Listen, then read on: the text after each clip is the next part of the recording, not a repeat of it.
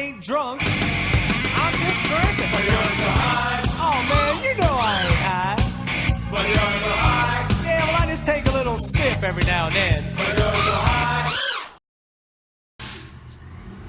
Welcome back, part 2 of the old boat rebuild here. So, what we're gonna do, the wood, it's pretty dried out and nasty. Not quite dry rot yet, but it probably wouldn't take much to finish it off. So what I'm gonna do is we're gonna clean off, I'm assuming, this mold here. We're gonna clean this stuff up with acetone, because acetone won't affect fiberglass, but it'll suck the moisture out of Bardwell's butt. It's good stuff. And maybe go over the wood a little bit just to clean it and get out whatever moisture's in there. Then, instead of using glass cloth, I'm actually going to brush just liquid fiberglass onto the wood because the glass, yes, would kind of give it a little bit more tensile strength on the outside, but I want it to soak into the porous wood. And since this is so old and dry, it's probably going to soak in pretty good and might even become better than using glass. So what we're going to do, after we clean this up, I'll do a little bit on video. Then I'm going to go ahead and brush fiberglass on here. Just your typical good old-fashioned fiberglass with activator. And after she dries and sets up, we'll test it. If it seems nice and tight and strong enough for what we need to do, because we're going to end up fiberglassing in the engine mount as well. I don't think I'm going to rely on the wood for it. 2 reasons. One, fiberglassing it in is going to be stronger, even if this wood is good and strong. But I want to keep the wood in here for support for the hull, which is going to help. So let's see, I think I can get my arm all the way up there. Yeah, so not a problem there. Oh, missed a spot. Okay, so let's take a little bit of acetone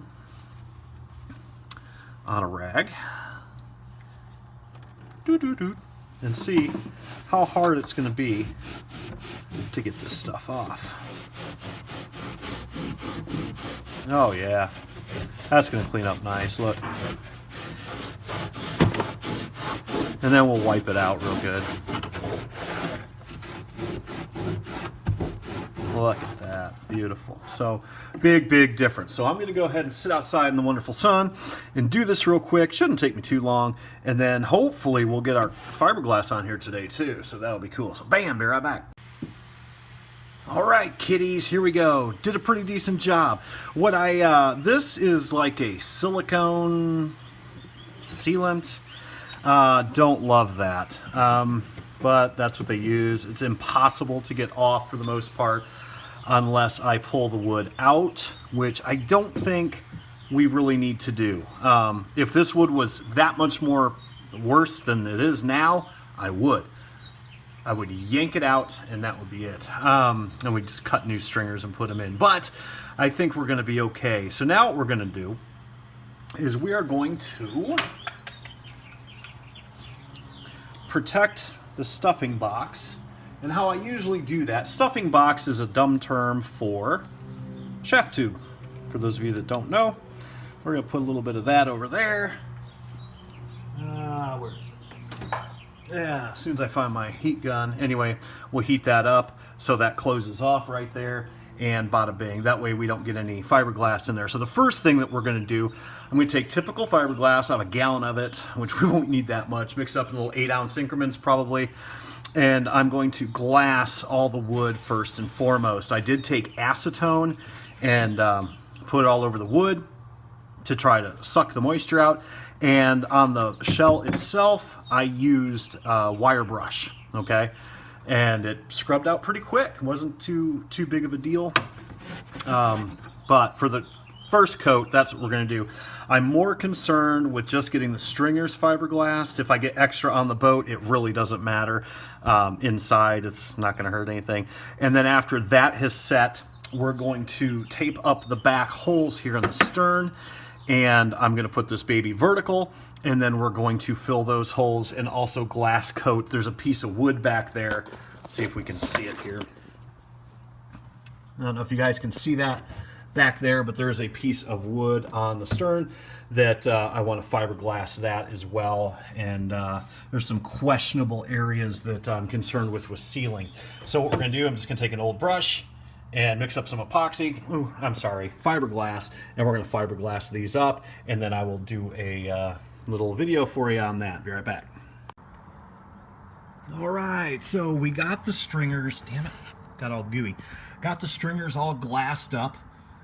Doesn't look a whole lot different, obviously, it just looks a little bit wet, but they are good and sealed with fiberglass now.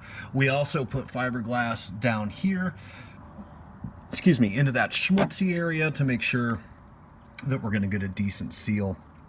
After everything is cured up, we're going to patch those holes in the back, which is going to, we'll put some packing tape over that probably, and then we're going to set the boat on end and then fiberglass the back side from the inside so we can get that transom board in there, and that'll be it for the wood. Then after everything's nice and solidified, then I'll do a judgment call and see if it was worth doing. If it wasn't, like I said, we're mounting the engine to the hull. I am not mounting the engine to the wood. So for those of you boat guys out there like, oh, I would have just yanked it out and, you know, blah, blah, blah. Basically all this wood's gonna do, it's gonna hold the gas tank, it's gonna hold the servos. That's it. There's not gonna be any torque on there. It's just for some rigidity in the hull.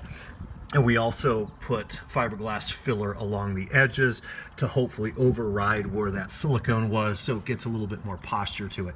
But other than that, we will let her dry up and see how she flies. Till next time, kids, keep your shiny side up. Bye.